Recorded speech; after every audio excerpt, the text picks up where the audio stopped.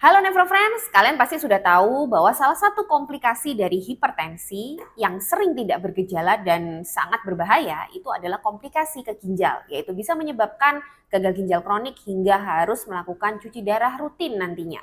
Nah, sebenarnya ada cara untuk mendeteksi dini dan men-screening apakah pada penderita hipertensi itu sudah terjadi gangguan pada ginjal.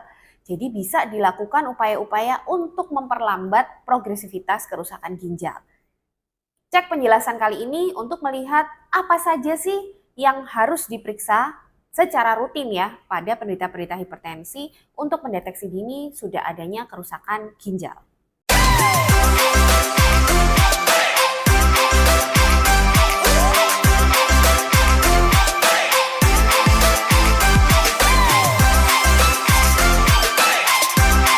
Salah satu komplikasi yang berbahaya yang bisa terjadi akibat hipertensi jangka panjang adalah komplikasi pada ginjal.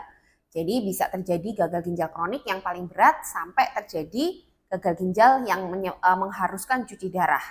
Jadi sebenarnya apa sih mekanisme yang terjadi pada orang-orang hipertensi dalam jangka panjang yang akhirnya bisa merusak ginjal?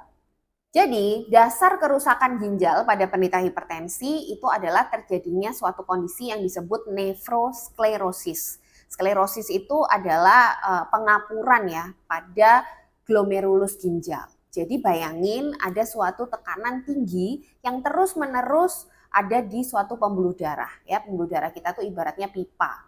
Jadi kalau tekanan itu tinggi terus di dalam pipa tersebut, lama-lama bagian dalam pipa tersebut bisa robek, bisa rusak gitu ya. Dan itulah yang terjadi pada pembuluh darah ginjal juga. Di mana pembuluh darah ginjal itu yang terbanyak adalah di glomerulus ya. Kalau kalian lupa tuh ya glomerulus itu apa, bisa cek postingan saya yang awal banget tentang anatomi ginjal. Jadi glomerulus itu adalah suatu kumpulan pembuluh darah di mana dia memang tugasnya adalah menyaring pertama kali darah ya. Jadi di glomerulus itu nanti ada beberapa lapis pori-pori, saringan, dan disitulah terjadi proses penyaringan yang pertama. Nah, pada kondisi hipertensi yang jangka panjang di mana tekanan darah di pembuluh darah glomerulus itu meningkat terus-menerus, maka pembuluh darah tersebut juga lama-lama akan rusak. Dan tiap organ tubuh manusia yang mengalami kerusakan pasti akan ada perbaikan, rusak, perbaikan, dan akhirnya menjadi suatu jaringan parut ya. Ibaratnya tuh kalau ada luka di kulit itu ada bekasnya. Nah sama, jadi pada glomerulus juga bisa terjadi seperti itu.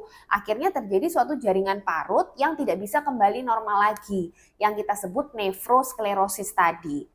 Jadi, kelainan paling awal yang terjadi pada orang-orang hipertensi yang sudah kena ke ginjalnya, sudah mengalami sklerosis seperti ini, itu yang paling pertama adalah terjadinya kebocoran protein pada ginjalnya. Jadi kalau diperiksa, itu di pemeriksaan kencing akan ada kebocoran protein. Nah, itu adalah pemeriksaan awal yang bisa dilakukan dan wajib dilakukan oleh para penderita hipertensi untuk mendeteksi kerusakan dini pada glomerulus tadi. Jadi yang pertama, pemeriksaan yang wajib dilakukan tadi adalah pemeriksaan urin, yaitu pemeriksaan urin lengkap. Itu bisa mendeteksi kebocoran protein. Dan bisa juga dikombinasi dengan pemeriksaan yang lebih sensitif untuk melihat kebocoran albumin. Itu juga pemeriksaan kencing, yaitu pemeriksaan albumin kreatinin rasio. Nah, sedangkan untuk pemeriksaan kreatinin atau EGFR ini sebenarnya bukan pemeriksaan screening, tapi wajib juga dilakukan pemeriksaan. Karena biasanya pada penderita hipertensi itu kelainan atau kerusakan pada ginjalnya itu tidak murni hanya disebabkan oleh hipertensi.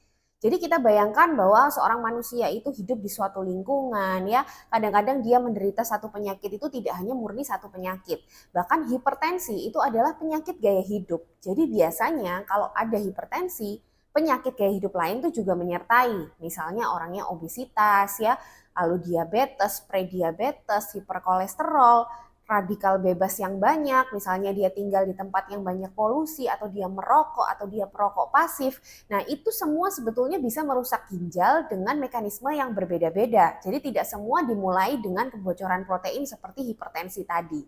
Jadi bisa disimpulkan bahwa Dalam satu orang itu bisa terjadi kerusakan ginjal dari berbagai jalur ya. Memang untuk hipertensinya, screening pertama kita adalah pemeriksaan kebocoran protein tadi.